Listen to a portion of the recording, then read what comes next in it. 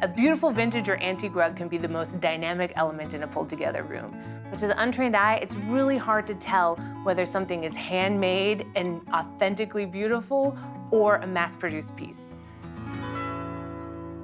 In this chapter, I'm going to teach you how to train your own eye to inspect a rug to determine whether it's a beautiful quality handmade piece or something that's mass-produced.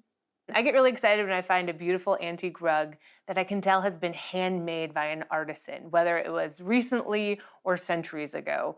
It really makes me feel like I get to have this ginormous work of art that is always surprising me every time I notice a new little detail about it. When you're out in the wild hunting for vintage and you come across a rug, the first thing you want to do is look for a label.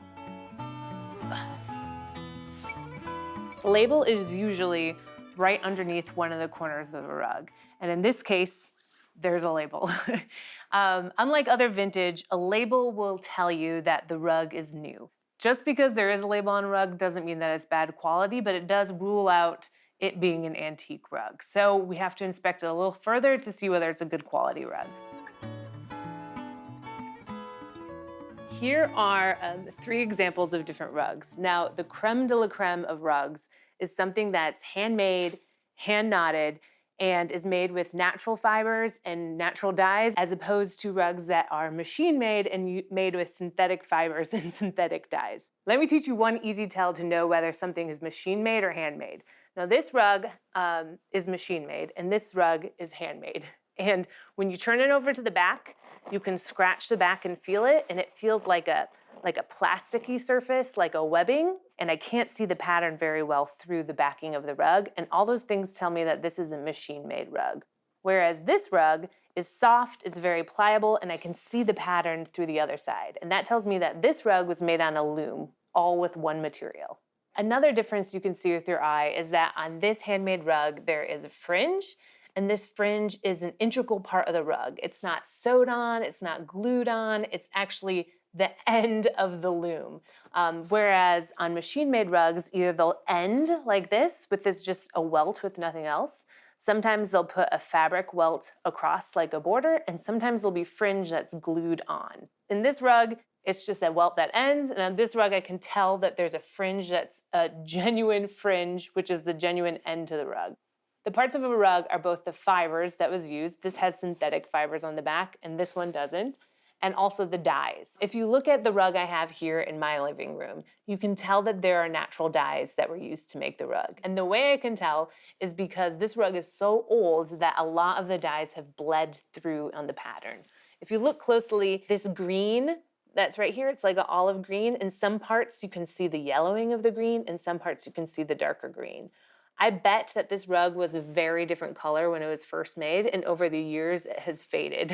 Even right in this part right here, I bet that this used to be actually a bright blue, and over time it has faded to this really neutral color, but the pinks and reds have stayed. And that's how I know that it was made with natural dyes that patina over time, as opposed to synthetic dyes. Natural dyes are dyes that are made out of things from the earth, like indigo.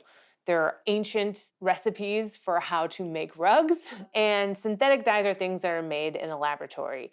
Natural dyes age well and patina beautifully, and synthetic dyes have a lot of plastic in them, so they don't age well. So looking for imperfections in the pattern of a rug can tell you whether it's a handmade piece or not, but you have to be a little careful. Let me show you what I mean. This rug, as we've already established, is a machine-made rug, but since antique rugs and vintage rugs have become more popular, rug manufacturers are starting to program imperfections into the pattern of their designs, which is beautiful. It's a beautiful thing, but you might get tricked into thinking that a new rug is an antique rug because of imperfections. But let me show you what I mean. This rug has some brown spots and some white spots in this little medallion right here. And this medallion right here has darker colors right in the middle. So it's almost made to look as if it has worn over time, even though it was programmed to be that way. And I know that because I can see patterns in the imperfections. This medallion right here is the same as a medallion right down here. which is the same as this medallion over here. So just be careful, don't get tricked. Just because something has imperfections, don't be fooled into thinking that it's necessarily an antique item. We're training our eye to see the totality of the rug to tell us whether it's of good quality or not.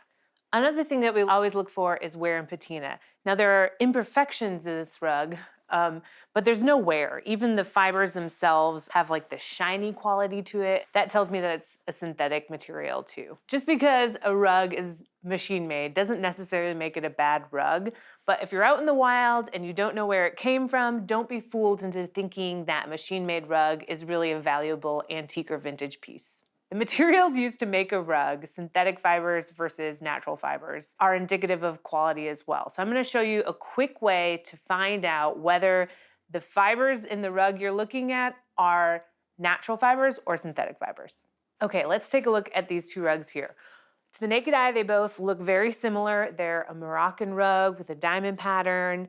They even feel similar. Both are soft, and neither of them has that welt backing that you see on machine-made rugs. So it's hard to tell just by looking at them whether it's made of synthetic fibers or the better material of natural fibers. But there is one trick to tell, and I'm going to teach that to you now. This is called the burn test. Choose a small piece of material from an inconspicuous area and just kind of take a little bit of the fuzz up. And then I have my lighter here. Be careful, of course, when you're lighting it on fire. But if this is synthetic material, it's not going to burn like the wick of a candle. It's going to melt because it's made out of plastic. See how it just kind of melts? I don't even have to put the fire to the fibers. It just melts. It looks melted, it smells bad, so I know that there's a lot of plastic in these fibers. Now let's try the burn test on the second rug. I'm just going to pull some fibers like this. Be careful with your fingers again. But as you can see, it actually lights on fire and sizzles when I burn it. And it even holds the fire like the wick of a candle. So since it burns like a wick, like that, and since it doesn't smell bad, I can tell that this is made out of a natural fiber. And in this case, it's wool. And I just know that from experience. I have seen people light rugs on fire in the thrift store. It's actually pretty common. It's probably not advised. But you can ask a dealer if you are at a flea market to do it, and they can prove to you whether it's a wool rug or a synthetic rug. And once you've done it a few times, you'll get the feeling of wool versus the feeling of something that's synthetic. And you'll be able to train not only your eye, but your hand to know whether something is a natural fiber or not. I showed you what to look for when you're searching for a good quality rug. Now I'm gonna show you what to avoid. I love this rug. It has a lot of personality. And probably a very storied past. But I think it's a really good example of an old rug that has too many imperfections, that those imperfections really decrease the value of the rug instead of adding to the beauty of it. The first thing is that it's crooked. I think that when it was first loomed, it was a bit of a mistake. And you can see that the rug is longer on one side than the other. So a lot of people would not like that about a rug. The second thing I notice about it is that this was definitely at one time a much longer rug, because if you look at the bottom down here, you'll be able to see that there's a seam and that the pattern stops and starts again. So that is actually kind of common. If there's a beautiful rug that has damage, sometimes you can get it cut and sewed together in place. That's not necessarily a deal breaker, but with this rug, because it has so many other imperfections, I would say that that's a deal breaker with this rug. Another imperfection that I notice is that the dye in this rug, while it is a natural dye, is bleeding all over the place.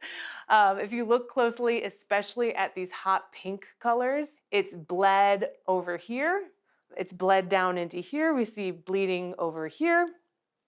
And if you look at the bottom of the rug, you'll see that one pattern has these bright neon colors almost, and then you move over a few feet and the colors are really muted and mixed together. That tells me that this rug probably did not used to have these colors. At some point, a reseller or a previous owner of the rug had gone through and added dyes to each of these fibers to give it kind of an oversaturated look. And it might have looked really beautiful when they first did it, But then somebody had went over and washed it improperly, probably with hot water, which is what ruins a rug. And those added oversaturated dyes just bled all over the place, kind of making a mottled appearance. And that you can't really fix in an old rug like this unless you re-oversaturate it. So there's clearly a lot of hands that have been on this rug and a lot of people that have tried to revive and rescue this rug. But the totality of it is that there are so many things that you can't fix that this rug has lost a lot of value. So in sum, this rug is crooked. It has bleeding, oversaturated dyes all over the place. It's clearly been chopped off and put back together like a Frankenstein rug, and the edges are all seared off. So in this case, I would call this rug a deal breaker and something that is not worth spending a lot of money on. One question I get a lot is, how do you know if a rug is not salvageable or if it's just dirty and can be cleaned? And while in this case, I don't think that this rug is salvageable, just because a rug is dirty, you shouldn't be afraid to try and revive it. If you want to do it yourself, it's pretty simple. I do it all the time. I do something like this setup. I'll take the rug home, you vacuum it and give it a good shake, and then you hang it up like this, either over a fence or using clamps. And the best thing to do is take a spray bottle with like a quarter of white vinegar and the rest water, and you just kind of spritz all around the rug like this and let it dry in the sun. The vinegar will kill anything in the rug that's causing that old musty smell, and it will completely sanitize the rug. And then all you need is some cold water. I've even taken a hose and used a lot of water and just hosed it down with a tiny bit of dish soap, the blue dish soap. And that's really all it takes to get all the dirt and dust over the years out of a rug. And because it's made out of natural fibers, once it's dry, it'll be shiny and soft and smell like new again. One thing to remember is never use hot water when you are cleaning a rug. That's what happened to this rug. That's why it got ruined. Make sure not to use too much soap. If you do, the rug will have a kind of a crunchy feel to it, which doesn't ruin it necessarily, but it doesn't need that much soap. So remember to just use, probably for a rug this size, I would use a quarter size amount of soap for the whole entire rug. If you don't want to go through all the manual labor of cleaning the rug yourself, you can take it to a rug cleaner, and there's lots of different type of rug dealers who know how to clean antique rugs. And while it can be kind of expensive, I bet the combination of thrifting a rug and paying a professional cleaner will still be less than buying a big brand new rug, and it'll be much better quality. If you find a rug that you love and it's old, don't be afraid to put a little bit of investment and TLC into it to make it shine and be new again. I promise you that the extra effort will be worth it, and it will elevate your space to a level that a new rug never could. A rug is such an important element in any room, and by using these tips to train your eye, you'll be able to find one that you know isn't just something that you love, but it's something that has great quality that will transform your space into something beautiful.